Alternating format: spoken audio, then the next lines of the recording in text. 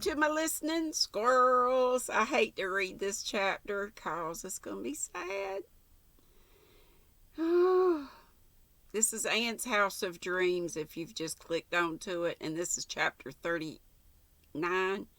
So you should probably go back and start at the beginning. Just look in my playlist, and you might want to start with the first Anne book, which is Anne of Avonlea, and this is the 5th book, I believe we said.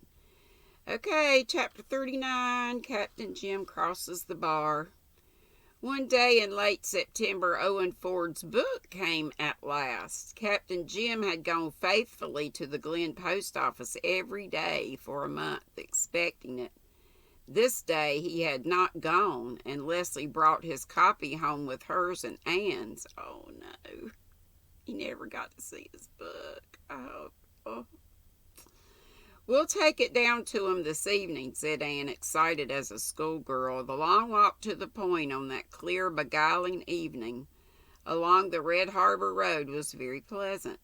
Then the sun dropped down behind the western hills into some valley that must have been full of lost sunsets, and at the same instant the big light flashed out on the white tower of the Point.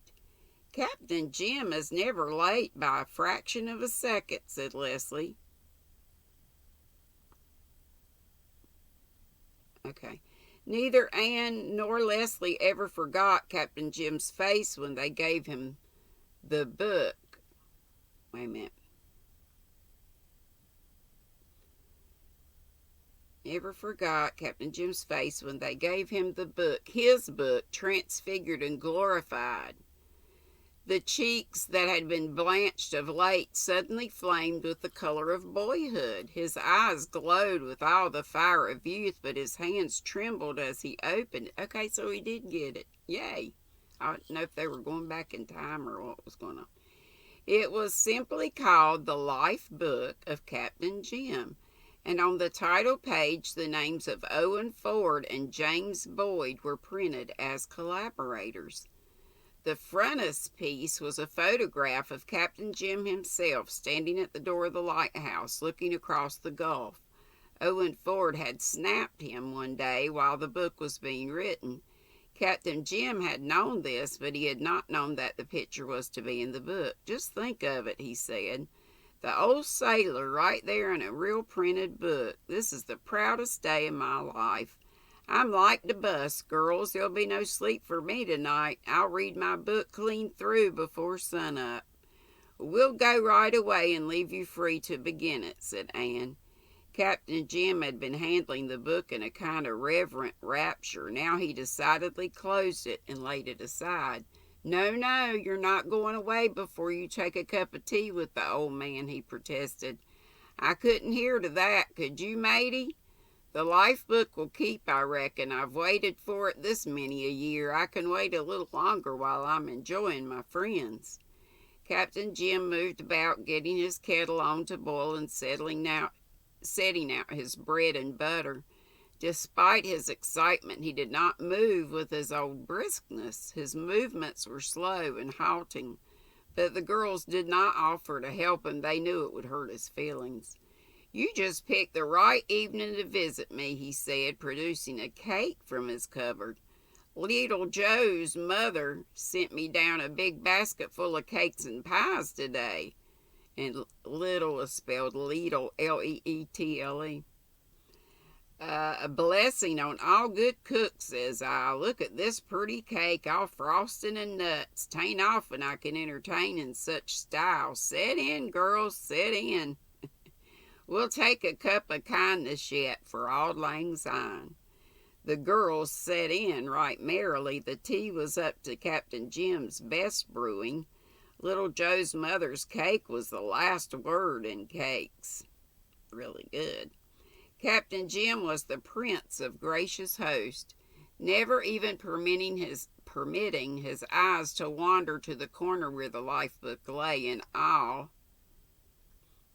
its bravery of green and gold. But when his door finally closed behind Anne and Leslie, they knew that he went straight to it, and as they walked home they pictured the delight of the old man poring over the printed pages wherein his own life was portrayed with all the charm and color of reality itself.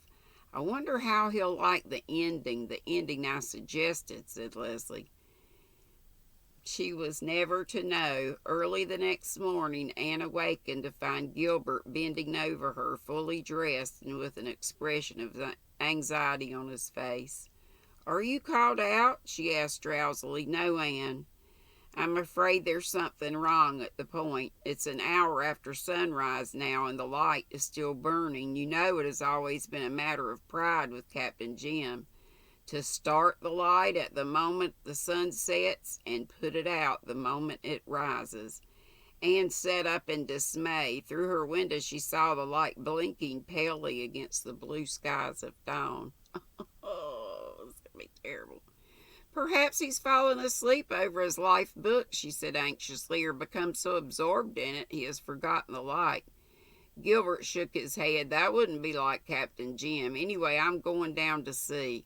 "Wait a minute, I'll go with you," exclaimed Anne. "Oh, yes, I must. Little Jim will sleep for an hour yet, and I'll call Susan. You may need a woman's help if Captain Jim is ill."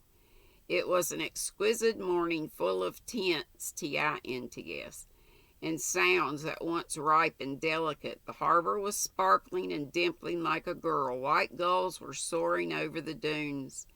Beyond the bar was a shining, wonderful sea. The long fields by the shore was dewy and fresh in that first fine, purely tinted light. The wind came dancing and whistling up the channel to replace the beautiful silence with a music more beautiful still. Had it not been for the baleful star on the white tower, that early walk would have been a delight to Anne and Gilbert, but they went softly with fear. Their knock was not responded to. Gilbert opened the door and they went in. The old room was very quiet. On the table were the remnants of the little evening feast.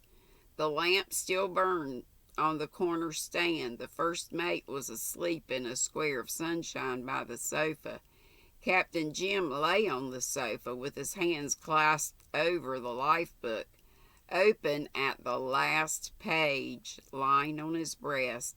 His eyes were closed, and on his face was a look of the most perfect peace and happiness, the look of one who has long sought and found at last. "Is he asleep?" whispered Anne tremulously.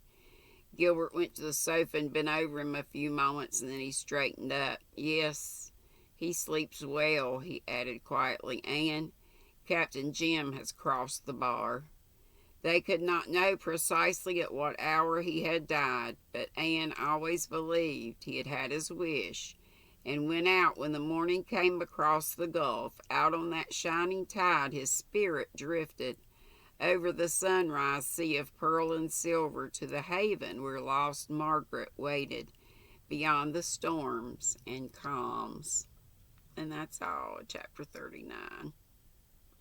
Tomorrow we'll read chapter 40, which is called Farewell to the House of Dreams.